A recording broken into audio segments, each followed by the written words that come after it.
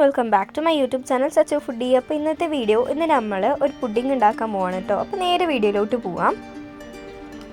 അതിനുവേണ്ടി ഒരു പ്ലേറ്റ് എടുത്തതിന് ശേഷം അതിലോട്ട് ഒരു ബനാന വെച്ച് കൊടുക്കാം. പിന്നെ 3 സ്ലൈസ് ബ്രെഡും ഒരു 2 എഗ്ഗും എടുക്കാം കേട്ടോ.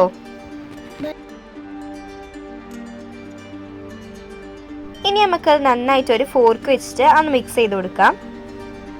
ഇനി അതിൻ്റെ കൂടെ ആ ബനാനയും നമ്മൾ എടുത്തിട്ട് അതും നമുക്ക് നന്നായിട്ടൊന്ന് മിക്സ് ചെയ്തെടുക്കാം കേട്ടോ. ബനാന മിക്സ് ആക്കി കൊടുത്തതിന് ശേഷം ഈ ബ്രെഡിൻ്റെ മുകൾക്ക് നമുക്ക് പാൽ ഒഴിച്ച് കൊടുക്കാം. അത് ജസ്റ്റ് ഒന്ന് വെറ്റായി കിട്ടണം, അതിന് വേണ്ടിയിട്ടാണ് കേട്ടോ നമ്മൾ അതിൻ്റെ മുകളിൽ പാൽ ഒഴിച്ചിട്ടുള്ളത്. ഇനി അതും നന്നായിട്ടൊന്ന് മിക്സ് ചെയ്തെടുക്കാം.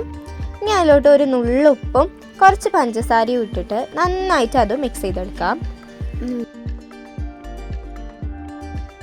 ഇനി ഒരു പാൻ എടുത്തതിൻ്റെ ശേഷം അതിലോട്ട് നമ്മൾക്ക് ഓയിൽ ഒഴിച്ച് കൊടുക്കാം. ഇനി നമ്മൾക്ക് നേരത്തെ മാറ്റി വെച്ചിട്ടുള്ള ആ ബാറ്റർ ഒഴിച്ച് കൊടുക്കാം കേട്ടോ.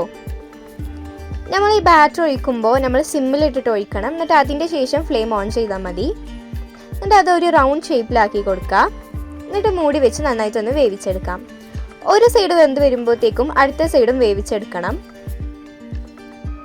ഇത് എഗ്ഗ് ആയതുകൊണ്ട് കരിയാനുള്ള സാധ്യത ഉണ്ട്, അതുകൊണ്ട് നമ്മൾ ഒരു സിമ്മിലിട്ട് തന്നെ വേവിക്കാൻ നോക്കുക.